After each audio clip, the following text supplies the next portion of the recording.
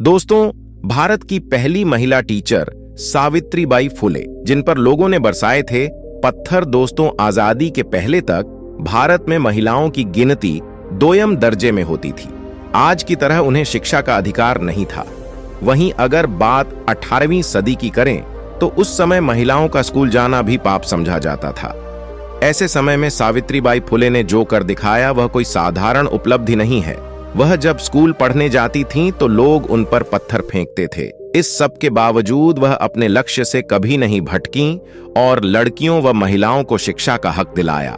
उन्हें आधुनिक मराठी काव्य का अग्रदूत माना जाता है। भारत की पहली महिला शिक्षिका सावित्रीबाई ने अपने पति समाज सेवी महात्मा ज्योतिबा फुले के साथ मिलकर 1848 में उन्होंने बालिकाओं के लिए एक विद्यालय की स्थापना की थी।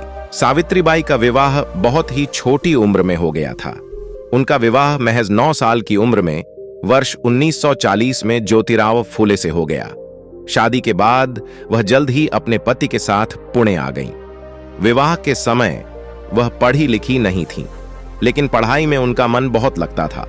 उनके पढ़ने और सीखने की लगन से प्रभावित होकर उनके पति ने उन्हें आगे पढ़ना और लिखना सिखाया। सावित्रीबाई ने अहमदनगर और पुणे में शिक्षक बनने का प्रशिक्षण लिया और एक योग्य शिक्षिका बनी। सावित्रीबाई ने 3 जनवरी 1848 में पुणे में अपने पति के साथ मिलकर विभिन्न जातियों की 9 छात्राओं के साथ महिलाओं के लिए पहले स्कूल की स्थापना की। एक वर्ष में सावित्रीबाई और महात्मा फुले 5 नए विद्यालय खोलने में सफल हुए। तत्कालीन सरकार ने इन्हें सम्मानित भी किया। एक महिला प्रिंसिपल के लिए सन 1848 में बालिका विद्यालय चलाना कितना मुश्किल रहा होगा, इसकी कल्पना शायद आज भी नहीं की जा सकती।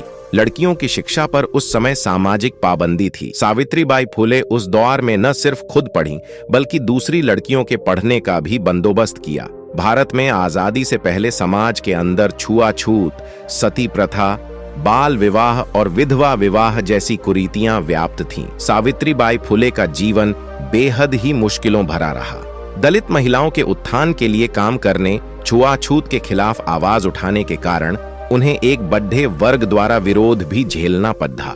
वह स्कूल जाती थीं तो उनके विरोधी उन्हें पत्थर मारते और उन पर गंदगी फेंकते थे। सावित्रीबाई एक साड़ी अपने थैले में लेकर चलती थीं और स्कूल पहुंचकर गंदी हुई साड़ी बदल लेती थीं। आज से 1 सदी पहले जब लड़कियों की शिक्षा एक अभिशाप मानी जाती थी, उस दौरान उन्होंने महाराष्ट्र की सांस्कृतिक राजधानी पुणे में पहला बालिका विद्यालय खोल पूरे देश में एक नई पहल की शुरुआत की। देश में विधवाओं की दुर्दशा भी सावित्रीबाई को बहुत दुख पहुंचाती थी। इसलिए 1854 में उन्होंने विधवाओं के लिए एक आश्रय खोला। वर्षों के निरंतर सुधार के बाद 1864 में इसे एक बड़े आश्रय में बदलने में सफल रहीं।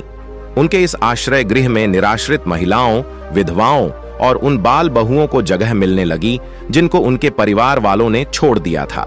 सावित्रीबाई उन सभी को पढ़ाती लिखाती थीं। उन्होंने इस संस्था में आश्रित एक विधवा के बेटे यशवंतराव को भी गोद लिया था। उस समय आम गांवों में कुएं पर पानी लेने के लिए दलितों और नीच जाति के लोगों का जाना वर्जित था। यह बात उन्हें और उनके पति को बहुत परेशान करती थी। इसलिए उन्होंने अपने पति के साथ मिलकर एक कुआं खोदा ताकि वह लोग भी आसानी से पानी ले सकें। उनके इस कदम का उस समय खूब विरोध भी हुआ। सावित्रीबाई के पति ज्योतिराव का निधन 1890 में हो गया। उस समय उन्होंने सभी सामाजिक मानदंडों को पीछे छोड़ते हुए उन्होंने अपने पति का अंतिम संस्कार किया और उनकी चिता को अग्नि दी। इसके करीब 7 साल बाद जब 1897 में पूरे महाराष्ट्र में प्लेग की बीमारी फैला तो वे प्रभावित क्षेत्रों में लोगों की मदद करने निकल पड़ी। इस दौरान वे खुद भी प्लेग की शिकार हो गई और 10 मार्च 1897 को उन्होंने अंतिम सांस ली।